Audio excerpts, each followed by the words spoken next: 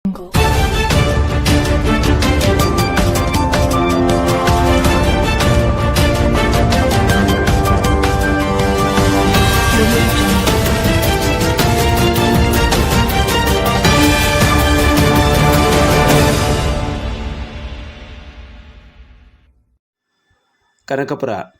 ನೇಗಿಲಯೋಗಿ ಸಮಾಜ ಸೇವಾ ಟ್ರಸ್ಟ್ನ ಕನಕಪುರದ ಕಚೇರಿಗೆ IPS ಅಧಿಕಾರಿ ಹಾಗೂ ಸಮಾಜ ಸೇವಕರಾದ ಎಡಮರನಹಳ್ಳಿ ಮುತ್ತುರಾಜುರವರು ಸೌಹಾರ್ದಯುತ ಭೇಟಿ ಕೊಟ್ಟಿದ್ದರು.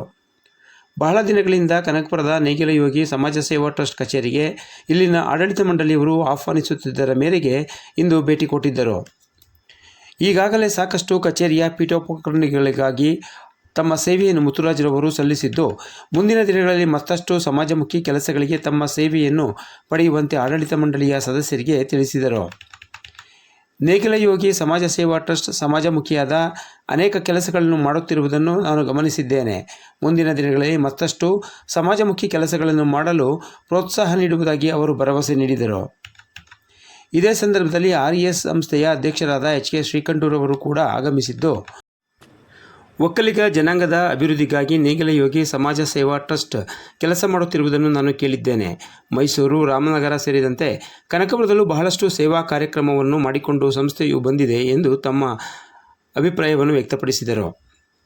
ನೇಗಿಲಯೋಗಿ ಸಮಾಜ ಸೇವಾ ಟ್ರಸ್ಟ್ನ ಪದಾಧಿಕಾರಿ ಚಿಕ್ಕಕೆಂಪೇಗೌಡ ಮಾತನಾಡಿ, IPS ಅಧಿಕಾರಿಗಳಾದ ಮುತ್ತುರಾಜ್ರವರು ಈಗಾಗಲೇ ನಮ್ಮ ಕಚೇರಿಗೆ ಕಂಪ್ಯೂಟರ್, ಪ್ರಿಂಟರ್, ಬೀರ್ ಸೇರಿದಂತೆ ಇನ್ನಿತರೆ ಉಪಕರಣಗಳನ್ನು ನೀಡಿದ್ದಾರೆ.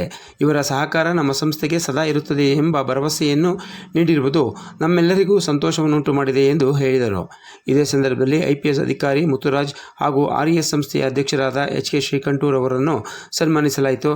ಸಂಸ್ಥೆಯ ಸದಸ್ಯರುಗಳಾದ TV ನಾಗರಾಜು, ಚಂದ್ರು, ರಮೇಶ್, ಕೆಂಪೇಗೌಡ, ಕೂಗಿ ಗಿರಿಯಪ್ಪ, ಕೆಂಪೇಗೌಡ, ಮಾಧು, ನಾರಾಯಣಪುರ ಸೇರಿದಂತೆ ಎಲ್ಲ ಪದಾಧಿಕಾರಿಗಳು ಈ ಸಂದರ್ಭದಲ್ಲಿ ಉಪಸ್ಥಿತರಿದ್ದರು.